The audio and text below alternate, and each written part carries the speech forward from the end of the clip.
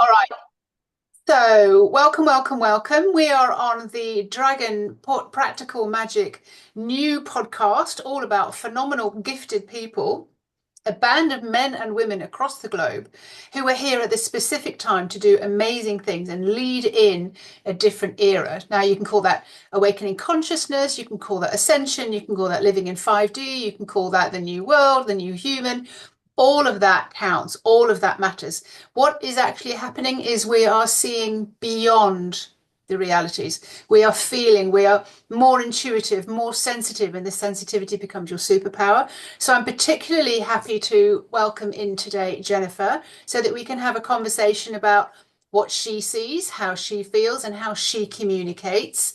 And because a lot of this stuff is beyond what we see, beyond the realities. But I'm just welcoming people who do see into the invisible and feel. And I teach and encourage all this paranormal stuff to come through to be your normal average day. So welcome, welcome, Jennifer. Nice to meet you again. You are in my soul sister crowd, so thank you for coming. Thanks for having me, Fiona. Absolute pleasure, absolute pleasure. I've got a couple of questions for you just to sort of roll out our conversation about what it is that we do. So, I wanted to ask you on the theme that I know that you are an animal communicator. When did you discover that you could communicate with animals? Well, from a young age, I've always had an affinity for animals. And in about 2016, I started my spiritual journey and I started to realize I had healing powers and I was starting to tune in to messages from the other side. And I was also reigniting, I had a previous business as a pet and house sitter. And I was prompted to sort of visit that again. And there was an online platform where they could match people up. And I thought, okay, I'm going to try this. And what I realized with my time with the animals was I was I was naturally helping them. So, for example, there was a dog I was staying with for quite a long time, and this dog had separation anxiety. And what I would do was, even though I was a holistic practitioner, I wanted to be able to communicate with the animal so it could help itself. And so when I'd have to leave for work for the day, I would speak verbally and use terms like I'm going hunting and things like this, something understandable for the dog. And it worked in that first time I was there. And then the dog was more calm. I'd come home. Yes, she'd be a bit excitable, but she was still happy I was there. But when I had to leave, she completely panicked because she saw all my bags. And so I just told her, I said, well, I'm only leaving for a few days. Mommy's coming home. So I would give her a job because she's sort of one of these dogs that's like a working dog, it needs a purpose. So I verbally was giving her instructions. This is what you're going to do until mom comes home. This is the amount of time it'll be before sunset. And then when I returned, I did the same things, but instead of speaking verbally, I used my mind. So all I did was in my mind, I imagined myself as if I were verbally saying it. And the dog had the exact same reaction, would calm down. When I came home, she knew exactly how I wanted the evening to roll out, that I was going to do certain tasks, and then we'd have dinner together and have quality time to play and walk and everything. So this really allowed me to recognize that I was doing the exact same thing, but without my verbal voice, just my mind's voice. And then I started tapping into other situations. So during COVID, for example, we were all at home and I was always sitting at the dining room table, same place, same time to have dinner. And I looked up, I saw a crow who actually looked injured on the right leg. So I sent what I call benevolent blessings. It's like a little package deal that requires consent that goes to the animals, one of the things including healing. And the crow accepted it. And then the next day when I was doing my gratitude before dinner, there were two crows. It was the same crow with a friend, and then it kept expanding more and multiplying. And that's when I started connecting with collectives of animals, the crows being the first. So again, your intention and just giving back, and then they bring you back so much more in return, especially when I'm going through anything emotionally. So I realized that I was able to help in this function, and that a lot of things from the past were preparing me for that. Absolutely. So we don't do anything just out of strangeness. We do it like, crumbs, this is something similar to, oh, that's how I used to operate there, or that's how I used to work there, or it's like when I got the message to call the readings that I do Vision Source, and I'm like, but that was the name of my company when I ran our company in Oxford. Oh, what was I doing there? Well, I was helping see people see into the invisible with cameras and things. I'm like, oh my goodness, I can see why that is coming back now. So these are the messages that we're getting through. So I kind of wanted to ask you as well that what confirmed to you that you were an animal communicator, as in this was your purpose here, this was your time, and this was an important role for you to be playing now? There were a few things that came up in that context. I feel that the first thing that really hit me was because I was meditating a lot and doing a lot of different types of soul searching. One of the most impactful meditations I did was with regards to clearing previous lives with the interactions I had with any animals. And listening to the meditation made me realize how much animals have sacrificed to be here to help us, how much they've tolerated, how much they heal us and love us unconditionally, which is, I think, a really major message to get across to people. And so for me, that really resonated so far in my soul that it just felt right for me. And also, I just really enjoyed it. I loved meeting their personalities because a lot of them I can connect to their higher self, or if they've crossed over, I'm automatically connected to their higher self, and they come off so their personality is just so detailed, almost like a human's, right? So I could tell very specific things about them. Also, being able to connect to what is the soul contract they have with us. And so for me, I found that this is a very niche realm where the conversations are very different. They're more soulful, they're more direct, right? And that's what I like about them is that I feel that they can really, I feel honestly feel that our relationships with animals are more intimate than those we have with humans because we're less guarded. We don't feel we have to be.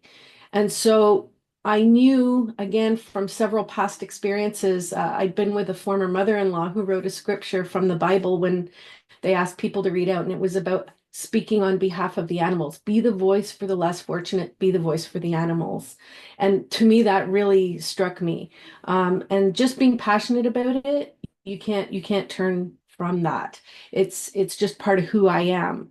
It's something I always wanted to. I would go see movies like Dr. Dolittle, and I'm like, I would love to do that. I wanted to be a veterinarian and things like this. Yeah, So something that sparks you up from an early age often then hopefully becomes your purpose and your passion later on in life. So would you say that there are certain animals that probably that their owners have got absolutely no idea the gift that they're here to bring, not just with healing. I mean, we say they're sort of like furry angels or something like that. But I mean, a lot of them do an awful lot of good with the people that they're with and healers. And of course, they've got animals that go into hospitals. But without the deeper communication that what you're offering, we're really left just thinking, oh, well, they're just pets, but they're not.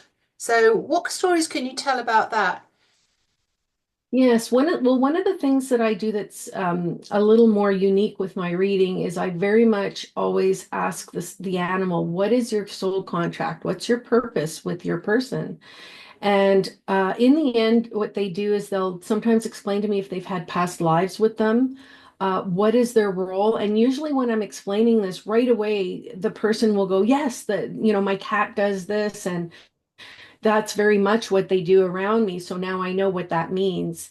And the other thing is that some of them, it's more about wisdom. So they're trying to guide their person. But in other cases, the healing can be very specific to certain chakras and how those chakras connect. And so once I get more into that detail, sometimes the person knows exactly what I'm talking about, and in other cases, then they just learn what that means so that they can take the time, which is what I do. I teach them how to sit with their animal and spend quality time with them to actually connect on a soul level with them.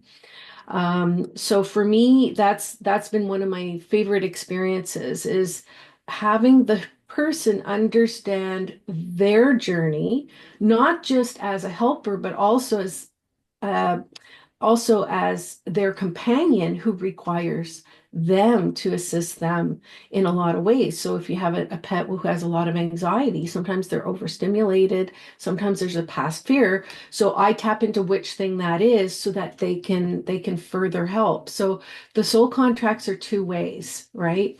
Yeah, Um, I'm picking something up there. I'm getting given to ask you this. So, do you find often, I mean, they say that the pet mimics and obviously then becomes to look like their owner and all those kind of things. If you think about those films, 101 Dalmatians, which was a brilliant analogy of that.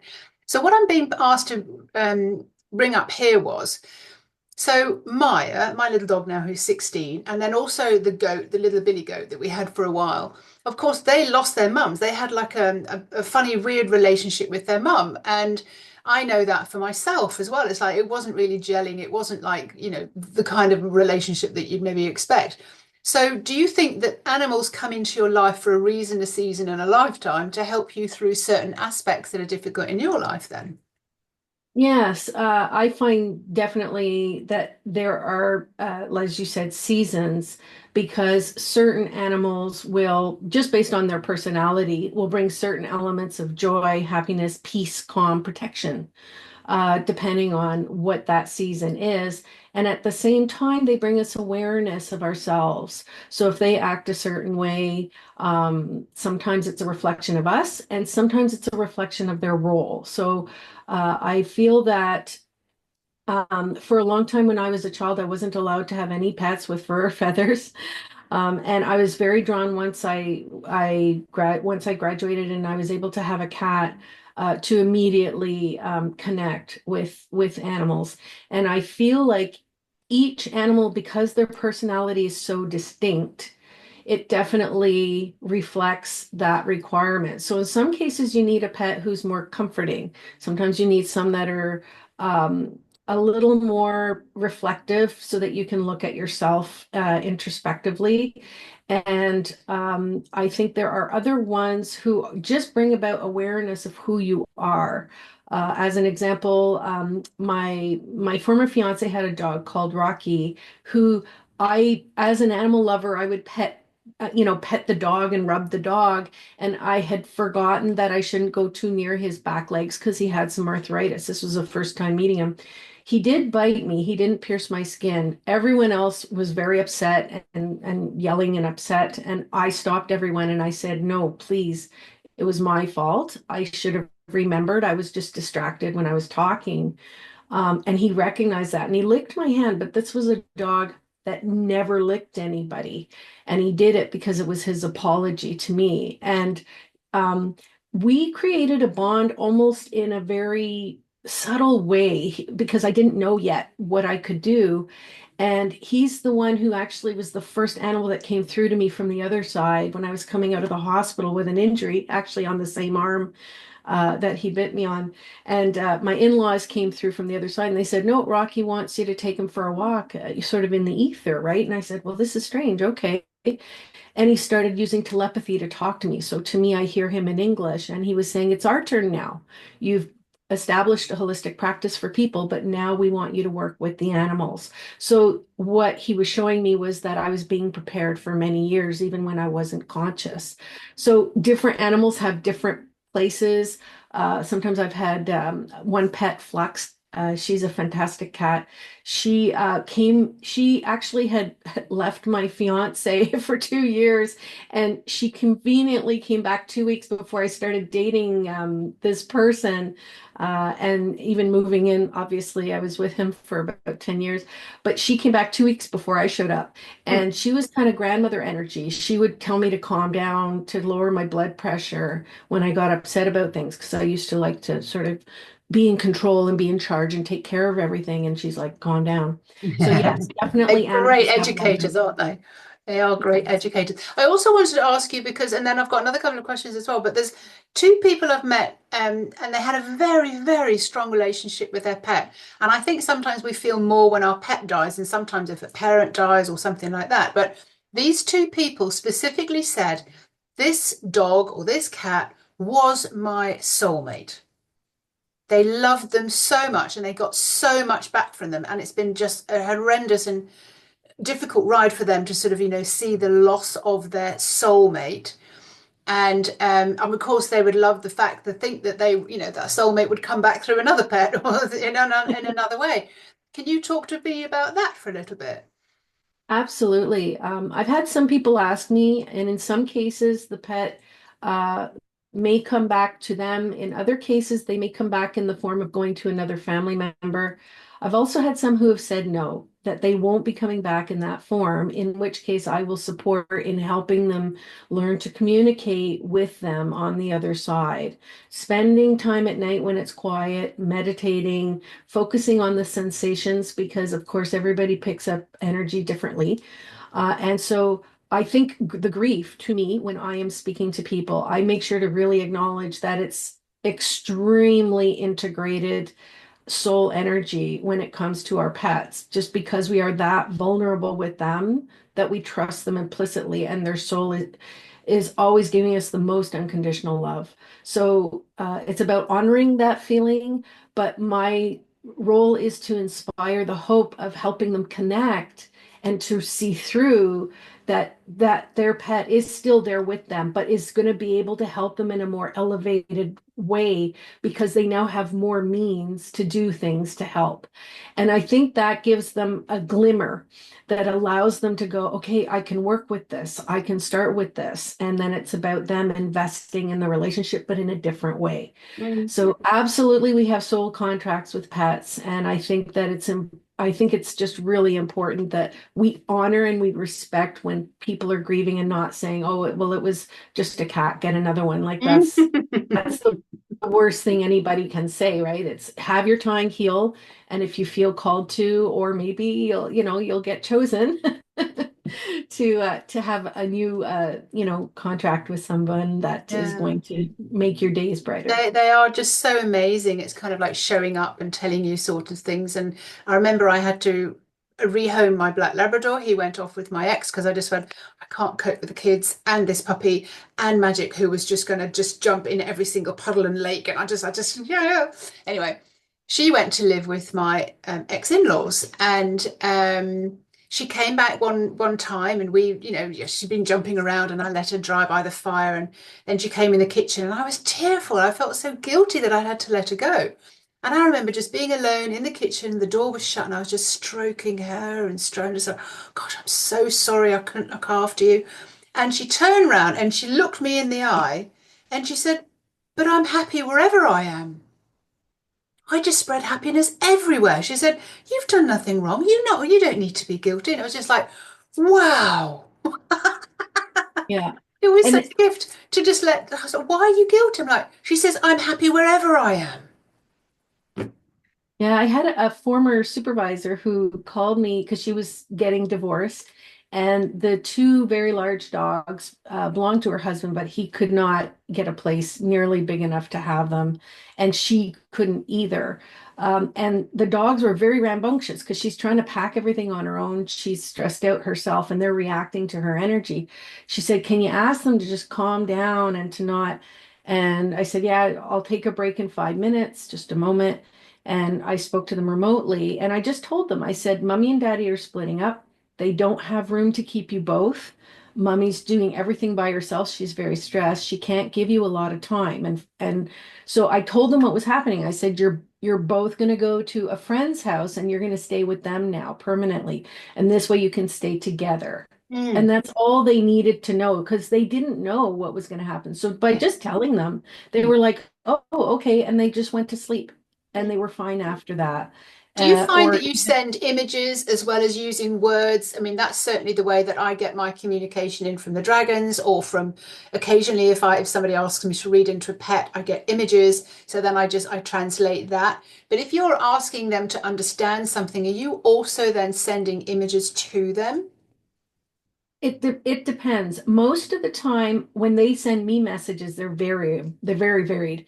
Like sometimes I get an image, sometimes I get feelings, emotions, Mm. and sometimes I'm just getting regular telepathy where it's translated, right? The Mm. Star Trek Universal Translator, I call it. So I find that whatever they send me, even if I speak it, I know it's going to get translated back. In some cases, when I'm trying to say sunset, I'll do an image of the sun setting, like I'll be home before sunset Mhm. and things, or if I'm hunting, right, that I do a picture of, food, so they understand that I have to leave in order for to provide.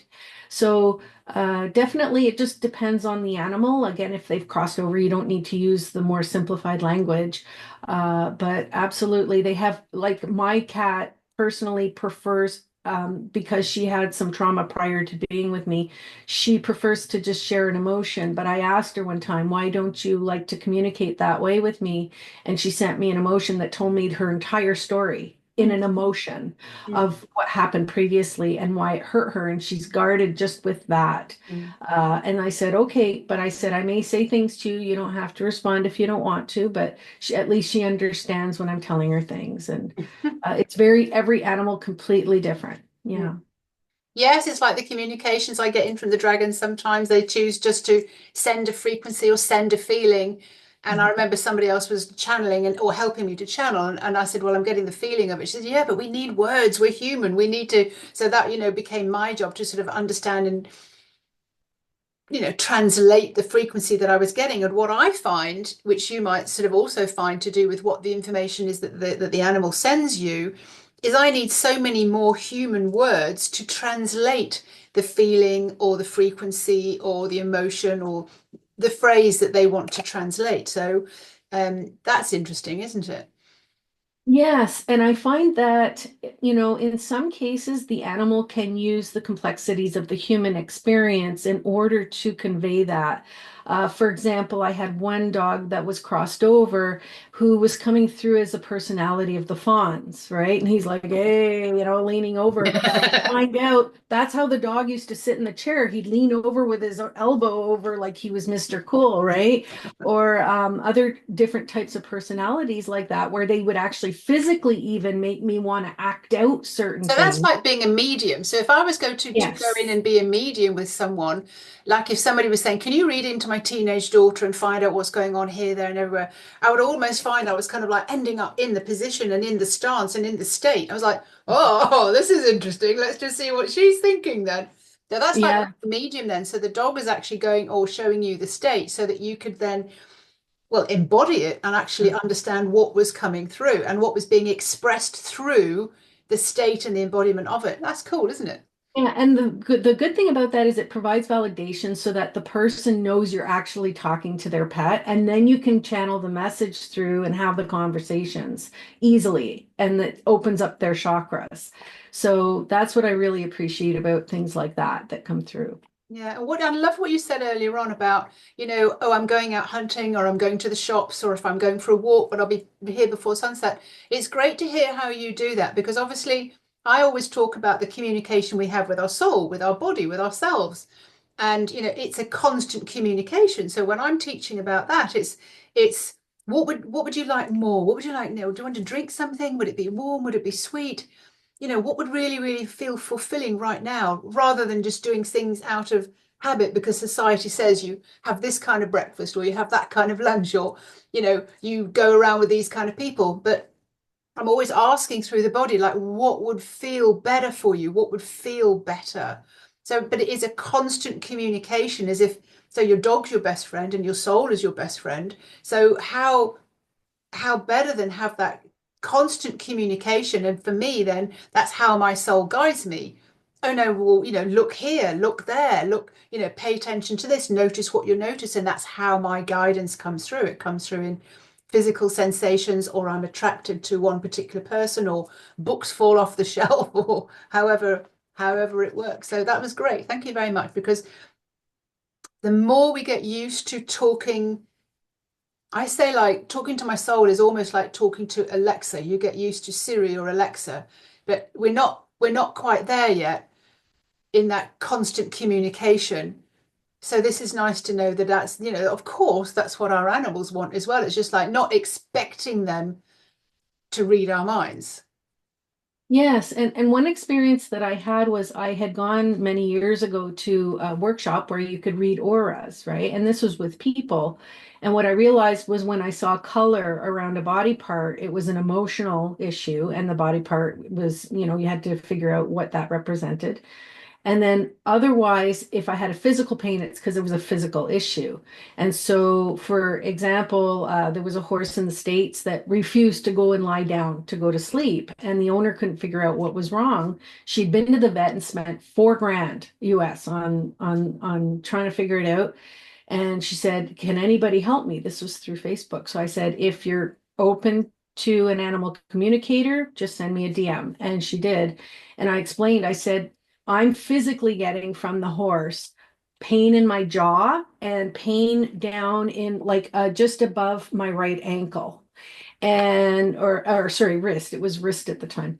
And she said that apparently the horse one time fell asleep standing up and broke all the teeth out of her mouth and had broken her leg right above her right Mm. hoof. So again, too, in that sense, we're dealing with different types of sensations too. So then I know whether it's a physical issue or if it's something else, and Mm. whether we need to dive in. And she said, "Well, how do I solve this?" And I said, "Well, give her a banana." And she goes, "But she's never had bananas." And I said, "But that's the point. It's a special treat. You don't give it all the time. You give it only for going to bed." And then that incentivizes the horse to be able to say, "Oh, okay." I would never And to think of giving say, a horse a banana. yeah, and to like go to sleep now while you're awake instead of falling asleep while you're standing up, right? And avoid that issue from happening again. So things like that it's very interesting, the different ways. Oh, I think it's amazing. Like, all the things that we can find out. I have followed a couple of animal communicators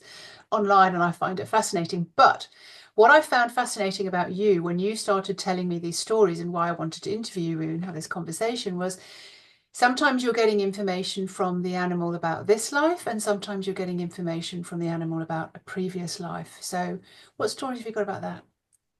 Well, it's very interesting because I was at a spiritual summit speaking with a panel, and there was a lady who had some questions about why her cat was acting very strangely, seemed to have fears that to her seemed unfounded. She had her whole life, right? And what was coming through was there were some intricate details that kind of came through from the cat, but it was really from a past life. And what I was explaining was normally animals don't carry that stuff over, but in this case, she had. And I was explaining the spiral, a little bit the spiral of time and past lives, and as we're going through these different journeys. Um, and just trying to help her to sort of physically imagine the quantum of our timelines merging with theirs so that she could clear it. So I said, so your job is to help her clear those timelines and clear that past. And it was very interesting because it wasn't a topic I expected to get into at a more public event. But it was fantastic, and I think that animals are very capable of helping us learn more about those things, even though we think we know a lot. They actually teach us even more along the way. So I hope that's Well, isn't sufficient. it the same about your people and your partners? Everything is a reflection. Nothing ever comes in as a coincidence. And this is what we're talking about being a conscious, aware being.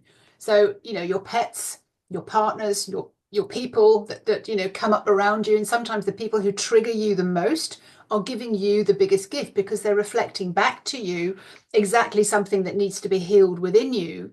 But sometimes you need someone to sort of translate that for you. And sometimes the animal can do that for you or there's just different ways of communicating and understanding what's at the bottom of what's going on for you, and maybe there are answers all around you, all around the place.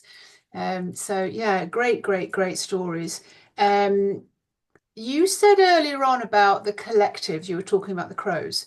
So do you want to talk a little bit about what that all means and how you can explain that? Yes, so similar to trees that are all connected through their roots and globally, a lot of the animal collectives are also similarly connected. They tell each other, "Hey, the lady who healed my leg yesterday, she's over here," and what I find is that I'll meet other crows and they recognize me. Like they come to me, they know they can do certain things with me. Um, and in general, too, if I'm having a tough day or something, they fly by, like, slow down. It's going to be okay. And overall, you'll notice that certain animal collectives can come through just to send you a sign in general of focus on this part of yourself today. You're letting yourself fall down this rabbit hole of emotions. You know, focus on these parts of you. I'll give you an example. I went to a rock and gem show and I buy a lot of animal crystals, which I have in front of me right now. And every single one of these animal collectives came through to me. And especially the seal has been through very strongly because the seal was coming through saying you need to bring some more fun activities in your life, not just all work and no play, and there are other serious messages that do come in from the seal as well. And so it's about really just sitting back and going, okay, like there's significant lessons to learn here. I even had a mink that came through. I have this wonderful selenite little mink. It's a peach selenite. And I never thought, I've been getting platypuses last week. So each of them have very unique messages, actually. You think some of them would be the same across the board, and they're not at all. Uh, and I've been getting camels as well. So, um, teaching us each little things, little pieces of wisdom coming in, healing us as well, not just teaching us, but also healing us. And I find that the more I relate myself to nature, the more I find peace inside myself because it's telling me you can do this. You just have to know how to. Yeah, And that really helps. yeah. Mhm. Girlfriend of mine just recently, she said, this is just so bizarre, Fiona, because snails are everywhere. I can't believe how many snails keep showing up for me. I had one on my windscreen, and then she sent me a photograph of another one there, and similar to another lady who had spiders turning up all over the place, and it was really, really triggering her. So anyway, I said, well, she said, would you do a reading for me? I was like, do a reading on a snail. And, maybe my first initial thought was, oh, well, I'll just look it up. I'll look at what someone else says. I went, no, I'm not going to do that. I'm actually going to ask what the specific message is for that person about what the snail is. And of course, your mind can go, okay, slow moving, so slow down, got their house on their back, blah, blah, blah. But it was nothing to do with that at all. The message that came from it, she went, oh, that makes so much sense. So I also say that about, the metaphysical and the physical symptoms that we get. They're not necessarily what Louise Hay has put into her book. It's like, okay, well, that's a door opener. Now let's find out what it specifically means for you. And what I like to do is teach other people how they can read into that as well. So my question to you, because I know you, I know where you're going, and I know what it is that, the dragons have read for you as well. So because you are able to do this, do you find that you are also really excited about allowing other people to see their full potential, that they can also communicate with pets and animals? Absolutely. And that's actually very much the energy I'm in with my mandate for what I do is to help enhance the relationship, to improve the communication between both. And not only from a personal perspective, but also with my path moving forward with people who work with animals, with working animals, therapy animals, in order to basically unlock the DNA that we all have within and to find that key. That's my role. I recently went for an acupuncture session and she asked me some questions about that. And I said, yes, absolutely. Anybody can do this as long as they focus on it and put the effort in and tap into what their way of communicating is, right? Because it's not just the animal's way, it's what's your way. For somebody, it might be more sensational, and then they may get more senses coming. For other people, it could be directly telepathy, right? In other ways. So sometimes you can get symbols at first until you've more developed your gifts. So everybody does have the gift and can tap in. But I spent a lot of time in nature And during COVID was fantastic because I could be outside all the time. Even if I was in a meeting, I could listen So we while I hear was old walking. COVID, bring it back. Yeah, it created such a great connection, not just with the animals, but with the trees. And we have tons of parks around here, and I even actually had a portal that I was maintaining with the elementals and the fae folk as well.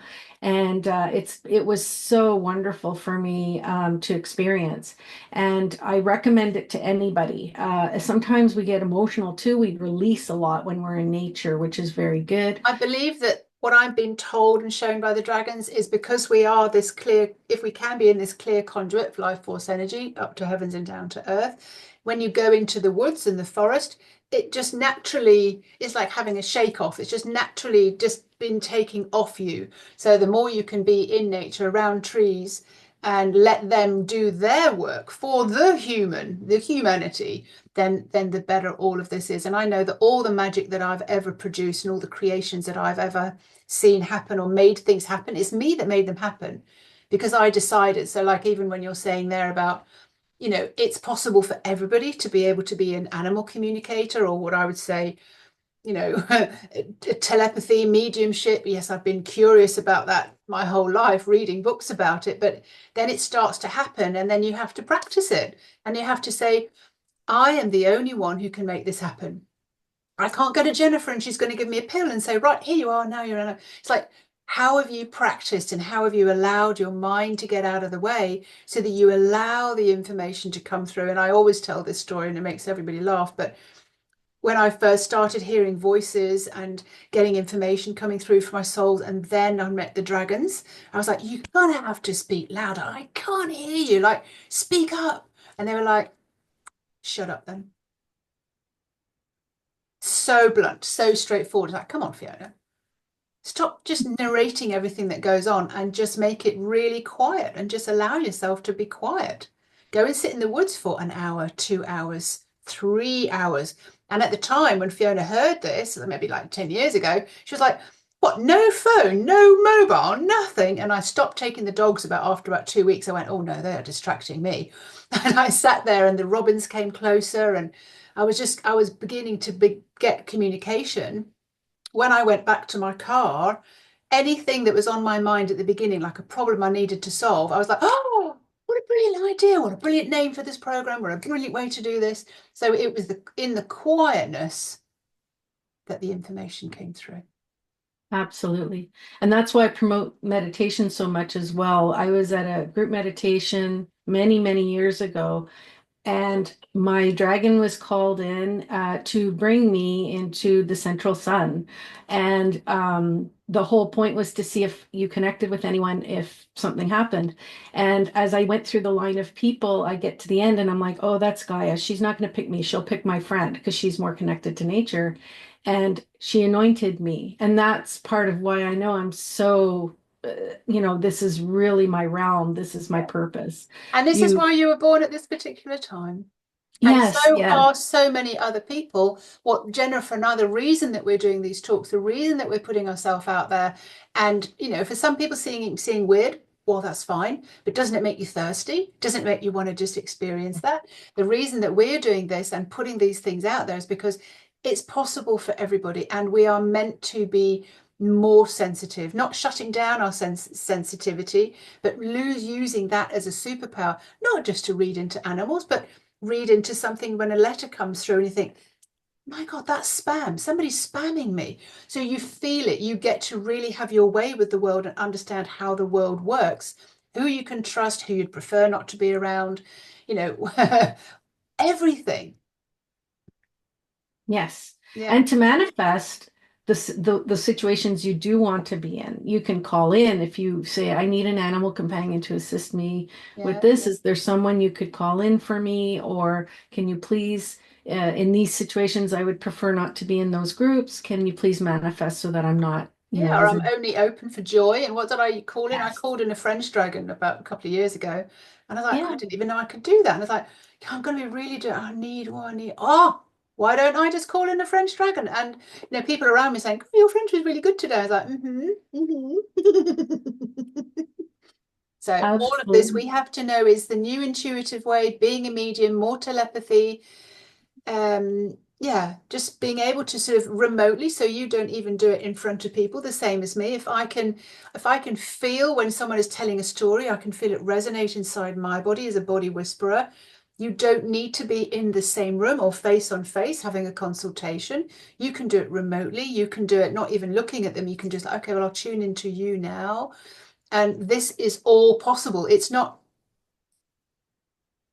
that different. It's just not. Everybody's creating, everybody has the ability to use their feminine intuition or their superpowers. So what all we're doing is encouraging you to do that. Jennifer, I'm also going to put your link in so that people are able to contact you if they want a remote reading for their pet or a series of readings, however that works with them and for you, so that you can go through their story. Is Thank there you. anything else that you'd like to finish off today with? I think it's really about helping people keep their mind as open as possible because the possibilities are endless. So if you think about how you want to communicate with animals or nature or anyone else, then it's really up to you to create the recipe of how it is you want to do that. And I think that's the most important thing is that you don't realize till you start doing it that you can, but if you know ahead of time, hey, I can really do this in a way that helps. You know, if you're a veterinarian or you're a dog walker, these skills will help you in that realm. And I think there's so many people that would love to be able to also communicate with the ones who've crossed over. So it's about expanding the mind and feeling safe doing that and helping others do it as well. Mm. I really love the subject that you've just brought up there because it reminded me in an instant of the dragon reading that I did for you about Mhm. working with police dogs and police horses. And you were like, oh my God, this is so what I want to be able to do. But of course, you're Yes. moving into realms where it doesn't seem normal for these people to do that. But what benefit if they were able to communicate with their pet? Or, in all spectrums of life, like rescue dogs or anything, there's so much value. Yes, and I appreciate that because the dragons were right on my mandate of what it was, but in a realm that came right to my childhood where I grew up next to the RCMP horses and I used to visit them all the time. There were two I knew by name actually, and they resonated so deeply. I was in tears when I was listening to it because I couldn't believe how accurate it was. And it gave me that wonderful doorway to pick out of all the doorways that absolutely I could not imagine not doing it. And Yes, so because that, if somebody was to say to you now that you've tapped on it, oh, mhm. and you're never actually going to do that, you go, what? Yeah, Absolutely I'd no never way. It makes you believed. so determined then. It's like, oh, well, it's my path. It's what I'm here for. And then, of course, once you've had the reading and it's come through and it just really resonates, it's just like, I'm going to do this by hook or by crook. This is what I'm here for. Yes, and I think the awareness alone is such a gift. And I think it's amazing because it allows me to push myself too to get past some of the things that my mind might try to hold me back on. And I'm like, no, no, I know this is where I'm This going. is the point of being in this soul community and the portal where we sort of talk to people who are, doing these kind of things because the human gets in the way or life gets in the way and then we kind of forget all our skills and everything because drama happens and it's like, oh, remember who I am and remember why I'm here. And then Mhm. you look at something that you've done the week before and think, wow, who did that? That was amazing. I wrote brilliantly. And it's like, oh yeah, it was me. But somehow we lose ourselves because that's what happens with the human.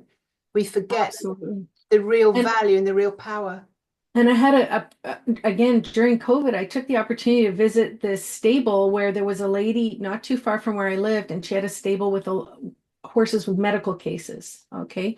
And I offered to come in just to do some free Reiki on the horses and everything else. But there was one horse had a lot of trauma. Her owner had just passed away recently. And she was very like, don't touch me kind of thing. And my cat Flux comes in spirit to help with cases like that. And the horse did not want to have anything to do with Flux. So I had to shoo her away and continue. And I did everything hands off. But she is the one who consented. And she told me how long I could work on each chakra. And that experience alone made me realize there's a lot of animals out there who are taking on a lot for us. And if I can help their person help them, out, once I've initially given them some guidance, then that's going to really help animals who really need that voice. Massively. So it's important for us to fight for our purpose, Mm. right? And be an Massively. advocate. Yeah. Hmm. The fact that she allowed you, also like just she taught you in some way to kind of like, all right, okay, so you're in charge. You tell me, okay, now move on. No, touch me there, don't touch me here, do this, do that, do that. That's Yes. genius. That is so valuable. Jennifer, thank you so much for today. It's always a pleasure to talk to you and listen to your stories about how animals are communicating with you from beyond, the ones that have passed, the ones that are here, and the stories that come through and how they help their owners. So thank you very much for being part of this Dragon Practical Magic, because everything is practical magic when you think about it this way. Thank you so Thank you much. to you and the dragons, and I am very grateful. Thank you. My pleasure. We are very happy.